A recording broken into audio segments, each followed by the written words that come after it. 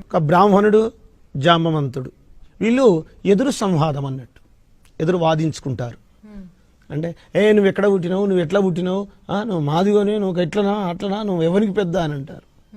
అప్పుడు ఈ జాంబ మహాముని సన్నివేశం, ఇద్దరి సంవాదం ఎట్లుంటదంటే,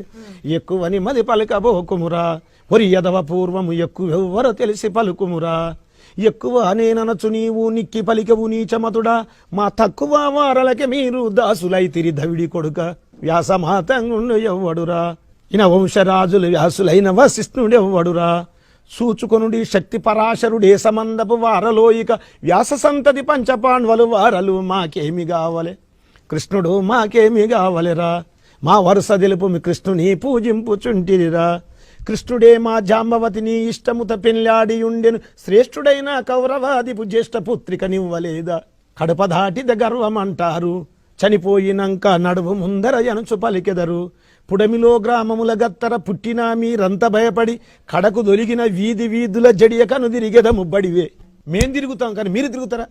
గోవు మాంసము దిందురంటారు, మృతి చెందియుండిన గొర్రె మేకల మీరే తింటారు, గోవు పాలు రక్తమే కదా, గోవు గోర్జము కార్యమే కదా, మీరలే భక్షించి మమ్ముల దూరి పలికెరు దున్న పోతులు, ఎక్కువని మది పలుకబోకుమురా ఒరి యదవ పూర్వము ఎక్కువెవరో తెలిసి పలుకుమురా.